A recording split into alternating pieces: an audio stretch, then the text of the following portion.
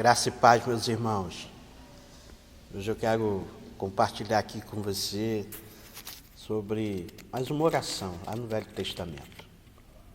Nós conhecemos muito bem a história de Jó, né? Quem não conhece a história de Jó? O homem que era o homem mais rico do Oriente, tinha uma família grande, 10 filhos, e era um homem que temia Deus. O próprio Deus falou acerca da sua retidão, né, da sua integridade, mas Jó é provado de uma forma tremenda, né? E Jó, da noite para o dia, perde tudo que ele tinha. Ele perde a sua família, ou seja, os 10 filhos morreram num acidente trágico. Ele perde todos os seus bens. De um homem mais rico se tornou o homem mais pobre do Oriente. Depois foi acometido por enfermidades terríveis no seu corpo, na sua pele. Podemos dizer que Jó chegou, de fato, ao fundo do poço, né? Mas ele, mesmo sofrendo e passando por tudo que ele passou, ele não abriu mão da sua fé. Ele mesmo declarou: eu sei que o meu Redentor vive. Depois ele, lá no capítulo de número 42, ele vai reconhecer, né, a soberania de Deus, onde ele diz: bem sei que tudo podes e que nenhum dos teus planos me pode ser frustrado.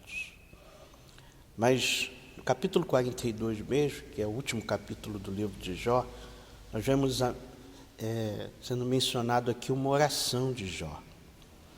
Veja que o verso número 8, Deus falando a um dos amigos de Jó, diz assim: vá agora até o meu servo Jó, leve 7 novilhos e 7 carneiros, e com eles apresente holocaustos em favor de vocês mesmos. Meu servo Jó orará por vocês, e eu aceitarei a oração dele, e não lhe farei o que vocês merecem pela loucura que cometeram. Vocês não falaram o que é certo a meu respeito, como fez o meu servo Jó. Na realidade, quando Jó quando sofreu isso tudo, quando perdeu a família, perdeu os bens, quando ficou doente, foi visitado pelos seus 3 amigos. Na realidade, foram ali para confrontar Jó. Eles diziam para Jó: Jó, confessa o seu pecado. E naquele tempo acreditava-se que um homem que passava por aquilo que Jó passou é um castigo de Deus em função de um pecado. Na realidade não era. O tempo todo eles diziam para Jó confessar o pecado, para Jó confessar o seu pecado. Apertaram Jó de tudo que era jeito, mas Jó disse: eu não tenho pecado, ou seja, não lembro de nada, não foi nada que eu tenha feito, mas na realidade Jó estava sendo provado. Mas aqui, no final, nós vemos que o Senhor pede que aqueles homens vá até a Jó. Ele disse que Jó iria orar por eles, interceder por eles. E o verso número 10 diz assim: depois que Jó orou por seus amigos, o Senhor o tornou novamente próspero. Ele deu em dobro tudo que ele tinha antes. Tremendo isso, querido.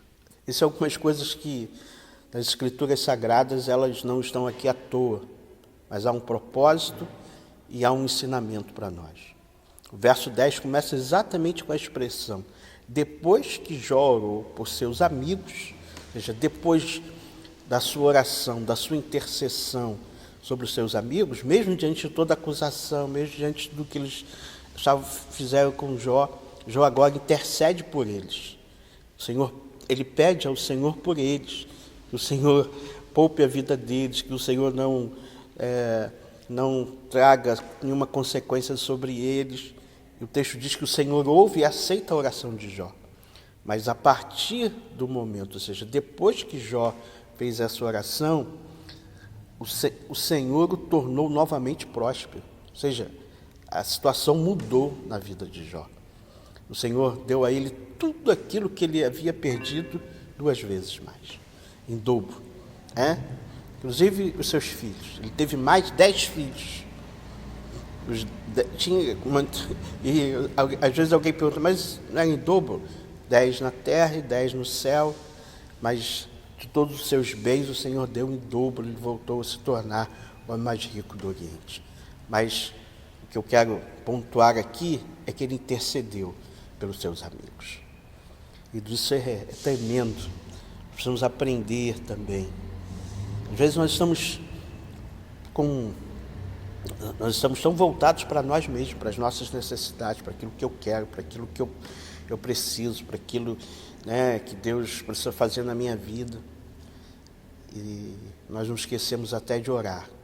Orar pelos nossos irmãos, pelos nossos familiares, orar pelos nossos inimigos, porque a Bíblia diz que precisamos também interceder por eles, orar pelos governantes, orar, né, apresentando ao Senhor o nosso país.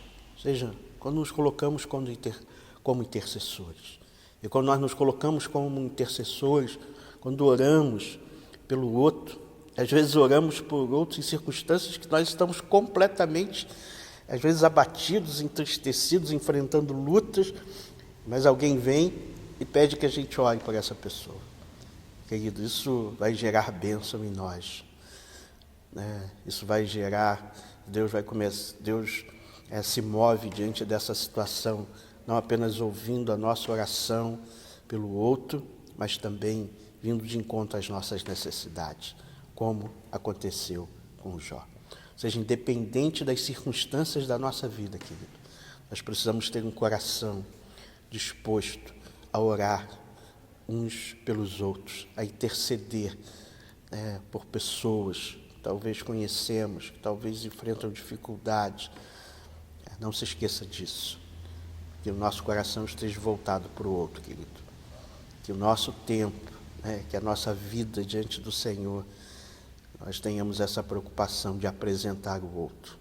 Que o Senhor nos ajude, no nome de Jesus. Amém.